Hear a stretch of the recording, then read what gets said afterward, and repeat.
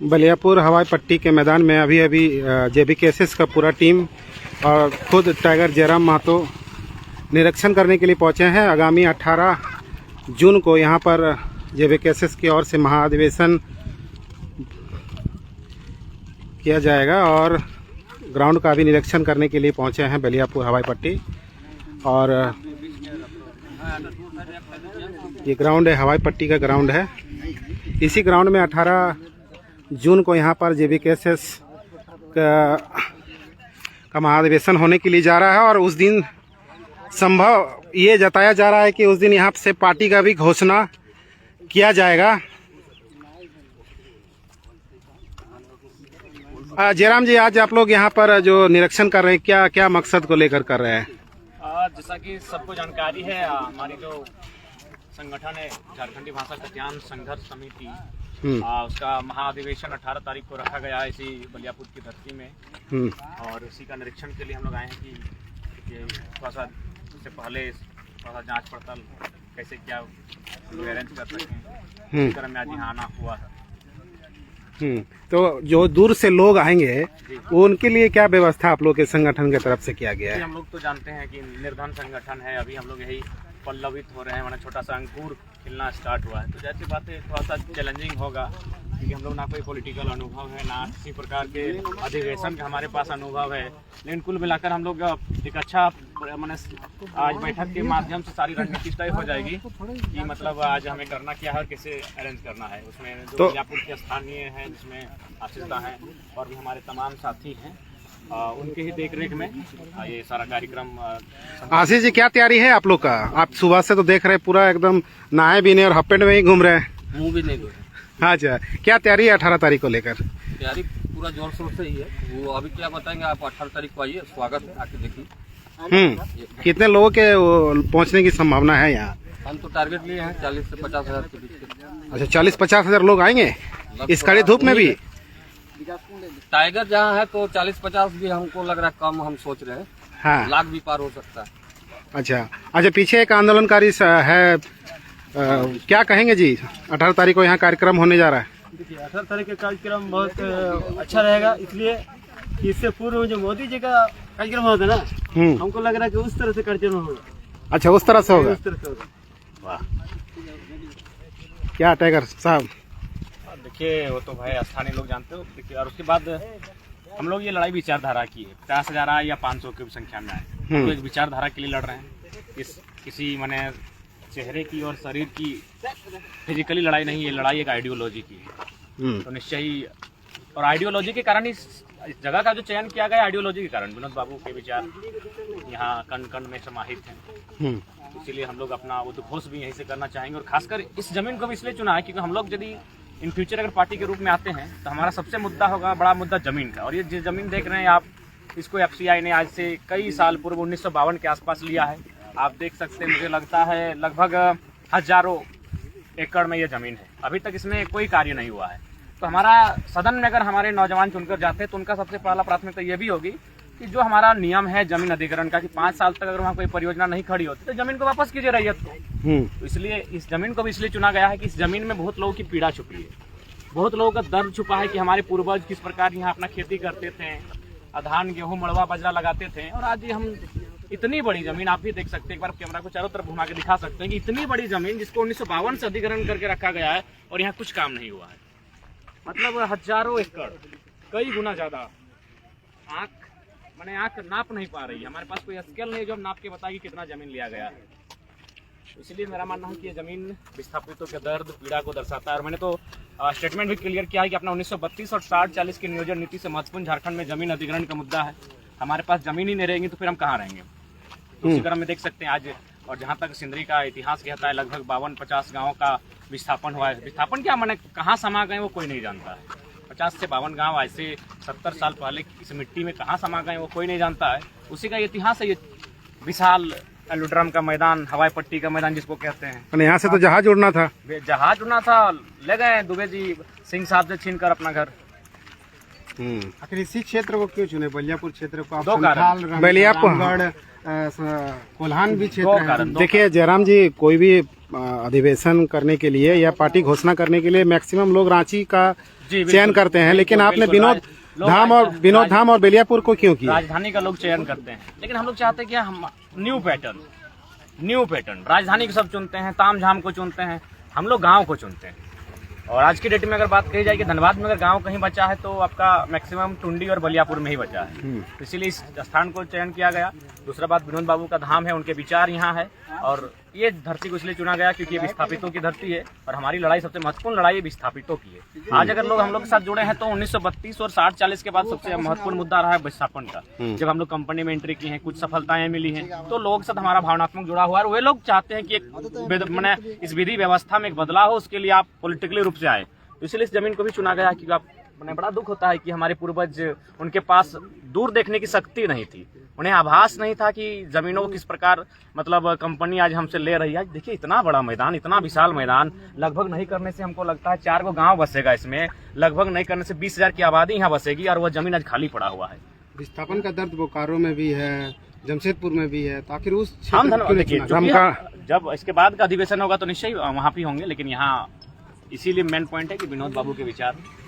और जयराम जी, जो आप लोगों का लड़ाई पिछले 1.5 साल से चल रहा था, तो क्या वो लड़ाई अब खत्म हो जाएगा पॉलिटिकल रूप देने के बाद? नहीं, लड़ाई खत्म कैसे होगी? अब पॉलिटिकली रूप से हम लोग विरोध करेंगे। हाँ, इस बार थोड़ा सा जब पॉलिटिकल रूप में अगर आप विरोध करेंगे तो थोड़ी आपकी संख्या कम होगी, लोग आपके साथ थोड़ा कम होंगे, क्योंकि अभी तक लोग नॉन पॉलिटिकल थे। यदि आप पॉलिटिकल रूप से विरोध करेंगे तो लोग तो रहेंगे, ऐसा बात नहीं है। लड़ाई तो होगी, आंदोलन तो होंगे, ऐसा थोड़ी कि मैंने पॉलिटिकली लोग विरोध नहीं करते हैं। जो सभा होने के लिए जा रहा है 8 तारीख को, तो उसमें काफी सारा खर्च भी है, पंडाल है, लाइट है, उसमें वो पैसा कहाँ से आएगा? मेंबरशिप रखा गया है, जो हमारे अभी तक के आंदोलन के दरमियान जो हमने पाया कि जो मैंने हमारे फेथफुल जो मेंबर्स हैं, सदस्य हैं और जो थोड़ा सक्षम है, उनसे हम लोग मेंबरशिप निर्धारण किए हैं। क्या चार्ज है? मैंने 100 इच्छा है, कोई 500 दिया, कोई 1000 दिया, कोई 2000 दिया। कार्यक्रम को लेकर किसी को प्रभारी बनाए हैं क्या? हाँ, प्रभारी बने हैं, आशीष महतो जी प्रभारी हैं, कुछ महतो प्रभारी हैं, और इनके साथ और 11 सदस्य हैं। इन्हीं के देख रेख में सफलता को लेकर इन्हीं को जिम्मेवार है। सफलता का जिम्मा किस प्रकार से करना है, ये इनका जिम्मा है। एक जिम्मेवारी आपको मिला है आशीष जी? हाँ बोलिए। कार्यक्रम को लेकर? हाँ, मुझे ही मिला है। मुझे जिम्मेवारी मिला है, और वही तो मैं आपको पहले भी बताया कि अभी नहीं बताएंगे, आप 18 को आइए और खुद आके अपनी आंखों से देखिए, भव्य होगा। और जो महिला आएंगे, महिलाओं के लिए क्या व्यवस्था होगा इस कड़ी धूप में? देखिए, कड़ी धूप में हम लोग जो है उनको बैठने की सबसे जरूरी चीज़ है पानी पीने की, तो पानी की व्यवस्था होगी, ठंडे पानी की व्यवस्था किया जाएगा, पंखा का व्यवस्था होगा, सारा चीज। मानसून का भी समय आ गया है, दोनों चीज को देखते हुए ऊपर जो है पंडाल होगा कि अगर बारिश हुआ तो उससे भी बचना है, अगर धूप है तो उससे भी बचना है। लोग आएंगे लग रहा है आपको, क्योंकि अब पार्टी का रूप जा रहा है। आएंगे, चाहे पार्टी का नाम, पहले तो माटी का लड़ाई था, पार्टी का बात हो रहा है। पार्टी की हो चाहे माटी की हो, जहाँ टाइगर है तो वहाँ लोग आएंगे। हर इंसान टाइगर को जो है मुख्यमंत्री के रूप में देखना चाहते हैं, तो पार्टी तो बनना ही है। और ऊपर से कबरई राजकुमार मंडल करेंगे तो आएंगे। इस महाधिवेशन में कौन कौन आएंगे? जैसे जो भाषा आंदोलन जब चल रहा था उसमें बहुत सारे सब लोग सादर आमंत्रित रहेंगे।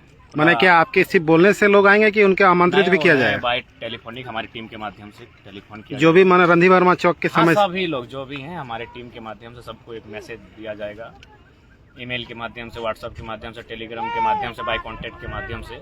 क्योंकि उस समय भाषा आंदोलन के समय कई सारे लोग पार्टी छोड़कर आपके साथ आए थे, क्या वो लोग आएंगे उस दिन मौजूद रहेंगे? देखिए, हम लोग प्रयास कर सकते हैं, किसी को तो दबाव नहीं दे सकते हैं, निवेदन कर सकते हैं, आवेदन कर सकते हैं। आज कुछ लोग सवाल भी उठा रहे हैं कि क्या इसी दिन के लिए आंदोलन शुरू हुआ था कि जो आज ये लोग पार्टी बनाने के लिए जा रहा है? देखिए, हम लोग इस पर रायशुमारी करके ही आए हैं। कुछ लोग भारत की आज़ादी भी नहीं चाहते थे, कुछ लोग अलग झारखंड भी नहीं चाहते थे, कुछ लोग इस आंदोलन को भी नहीं चाहते हैं, कुछ लोग व्यक्तिगत मुझे भी नहीं चाहते हैं। तो कुछ लोगों के लिए हम लोग नहीं आए हैं। हम लोग एक बहुत बड़ी आबादी जो आज दंश झेल रही है, दोहन हो रहा है, आप देख सकते हैं। इससे पहले भले 32 और 60-40 की बात करते थे, लेकिन अब तो हम लोग का मैक्सिमम मुद्दा BCCL जमीन अधिग्रहण का, CCL जमीन अधिग्रहण का, वेदांता इलेक्ट्रो स्टील डालमिया। तो हम लोग दर्द को देखते हुए लोगों के आगे बढ़ने जा रहे हैं। कुछ लोग ये भी कह रहे हैं कि आजसू को कमजोर करने के लिए जयराम महतो आए हैं, तो उनको बोलिए कि वो मजबूत हो, बढ़िया से दूध दही खाएं, प्रोटीन डाल के खाएं। अच्छा, JMM प्रवक्ता का बयान भी आया था कि आप लोग BJP के दलाल हैं। पोल खोल रहे हैं, पुर्जा हिला के रख रहे हैं, सबका बायोडाटा डिक्लेयर करता है। अभी जैसे अभी सपोज दैट अगर मान के चलिए विचारों का गंगा अगर नहीं बहती आज राज्य में, तो सही बात, जैसे जेएमएम के प्रवक्ता का बयान आता माननीय महोदय का, और लोग मानते हैं कि हाँ यार तो बस सही बोल रहा है, लेकिन हम क्रॉस कर दिए कि जेएमएम बीजेपी सरकार बना चुकी है, किस मुंह से गाली दे रही है? आप लोग बीजेपी के दलाल नहीं है? अगर बीजेपी के दलाल को ही तो झारखंड मुक्ति मोर्चा के लोग हैं, वे सरकार बनाई है, सरकार बनाई है। अच्छा, कुछ लोग कमेंट करे कि भैया फोन पे इशू कीजिए, दादा सम्मेलन में सहयोग करेंगे। ठीक है, फोन पे हम लोग जारी कर देंगे, निश्चय जारी कर देंगे, और उनके सहयोग के लिए कोटि कोटि आभार, हृदय के तल से आभार करेंगे। क्या संदेश है 18 तारीख को लेकर? संदेश यही है कि अब हमें आंदोलन की जो रूपरेखा है उसे, क्योंकि इन नेताओं को इस बात को माइंड में सेट हो गया है कि झारखंड के वोटर्स मुर्गा दारू में बिकते हैं, क्योंकि हमारे सही बात है, हमारे वोटर्स को नीतियों का अध्ययन करने नहीं आता है, बजट क्या है इस पर चर्चा नहीं करते हैं, एजुकेशन में कितना मतलब सरकार का बजट आया उस पर चर्चा नहीं करते हैं। तो इनको ये लगता है कि हमारी जो युवा पीढ़ी वो इंस्टाग्राम फेसबुक में ही बिजी है, तो इसलिए उनको थोड़ा सा साबित करना होगा, उन्हें बताना होगा कि हमारे जो युवा हैं वो अब जागृत हो चुके हैं, वो राजनीति को समझने लगे हैं, और वही संदेश देने के लिए हम लोग ये महाधिवेशन को बुलाए हैं, ताकि उनको एक संदेश जाए कि अब वो जनरेशन नहीं रहा, अब वो पैटर्न नहीं रहा कि आप चुनाव से 2 दिन पहले गाँव में आएंगे, ड्रम का ड्रम शराब लेकर मतलब नाले की तरह बहा देंगे, पोल्ट्री मुर्गी का हड्डी ला के काट के खिला देंगे। अब नहीं। कुछ लोग ये भी लिख रहे हैं कि बारकोड सेंड कीजिए, हेल्प करने के लिए तैयार है हम लोग युवा। धन्यवाद उनका, पुनः धन्यवाद। निश्चय ही हम लोग जल्द ही निर्णय होगा, और जिसका भी जल्द माने कोई एक आज उसका फैसला होगा। आज हम लोग बैठेंगे भी, यहाँ के निरीक्षण के बाद आज हम लोग बैठने जा रहे हैं, तत्पश्चात हम लोग बारकोड या फिर जो अन्य उसके लिए हम लोग उसको सार्वजनिक कर देंगे। ये जो सामने जो है वो भाई साहब ग्रेट विष्णु जी ने कहा कि हम लोग घर में चावल और धान बेचकर इनको चुनाव लड़ाएंगे, बोल रहे थे अभी कुछ देर पहले।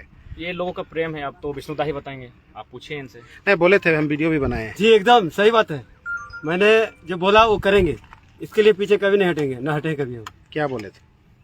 वही बोले थे जो आपने अभी बोले कि धान बेच के भी कर सकते हैं, अपना जो महीना भर का जो खाते घर में वो भी दूसरे को देके भूख उपवास रह जाएंगे, लेकिन करेंगे।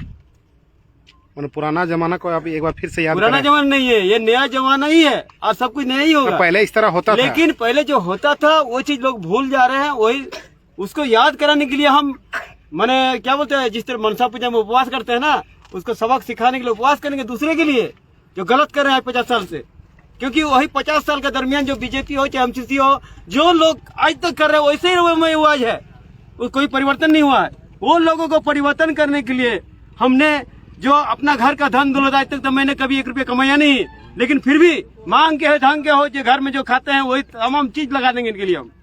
जयराम जी, बंदी के दौरान रामगढ़ में 5 छात्र के ऊपर केस भी किया गया है, 100-150 के ऊपर नामजद अज्ञात के ऊपर टेलीफोनिक बात हुई है, उस विषय में हम लोग डीएसपी से बात करेंगे कि जब पूरे राज्य में कहीं अरेस्टिंग नहीं हुआ है, कहीं किसी प्रकार का एफआईआर नहीं हुआ है, तो फिर आपको क्या माने सिंघम का क्यों बन रहे हैं खामोखाम? सिंघम ही बनना है तो अपराधियों के लिए बनिए, ताकि आपका जो पुलिस की छवि इमेज जो डाउन हो रही है वो इंक्रीज होगी। पिछले बार धनबाद में एफआईआर हुआ 9 छात्रों पे, और इस बार रामगढ़ में हुआ 5 छात्रों पर। कोल्हान में भी हुआ है। अच्छा, कोल्हान में भी हुआ है, तो क्या अब वो लोग केस झेलना है? नहीं, केस नहीं झेलेंगे, आंदोलन को दबाने के लिए किया गया है, इसके लिए हम लोग प्रशासनिक अधिकारियों से बातचीत करेंगे और प्रयास करेंगे कि